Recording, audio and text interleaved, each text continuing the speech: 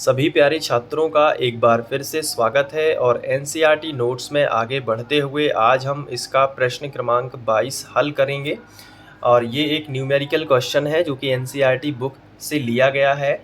तो देखो इसमें क्या लिखा है कि निम्नलिखित अपचयन क्रियाओं के लिए कितने कूलाम आवेश की आवश्यकता होगी। तो चलिए यहाँ पे जो 3 अपचयन अभिक्रियाएं हमें दी गई हैं तो इनसे हमें निकालना है कि कितना आवेश इनको अपचित करने में लगेगा। तो देखते हैं कैसे करना है।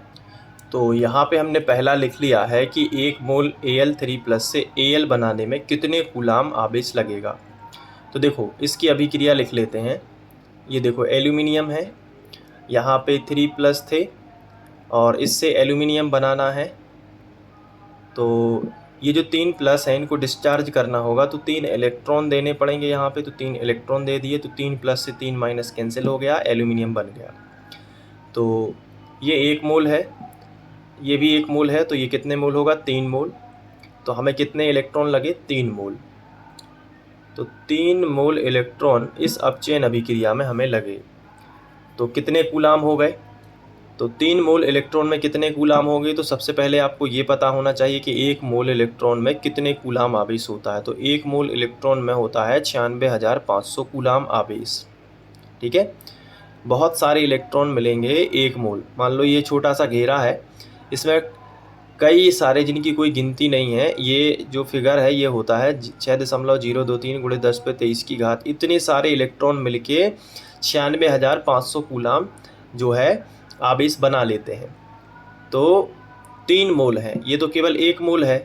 तो 3 मोल में कितना होगा। तो 3 × 96,500 कूलाम।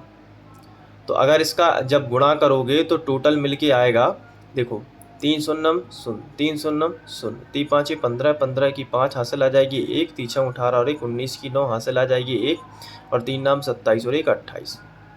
तो 2,89,500 कूलाम आवेश टोटल बनेगा। इतने कूलाम आवेश इसमें।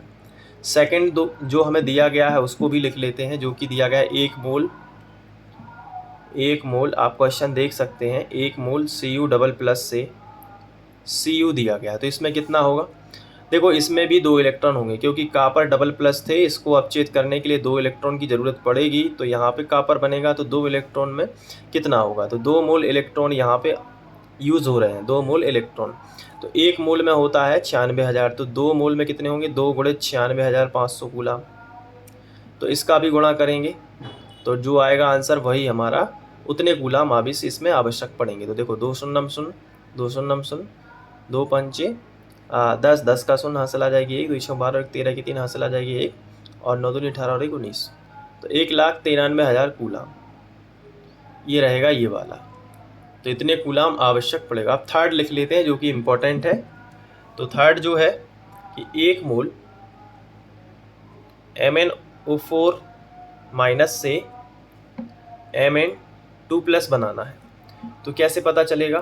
देखो इस यौगिक में हमें Mn की ऑक्सीकरण संख्या यदि पता चल जाए तो हम इलेक्ट्रॉन पता कर सकते हैं कि कितने इलेक्ट्रॉन में ये अपचेत होगा।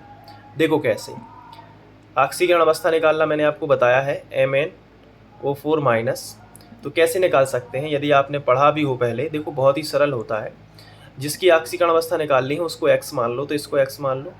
फिर इसके बाद दूसरा है ऑक्सीजन, दूसरा तत्व, तो प्लस लगा लो और दूसरा तत्व के जो भी नीचे लिखा है उसको आगे लिख लो। जैसे 4 यहाँ पे नीचे लिखा है वो संख्या आगे लिख लो।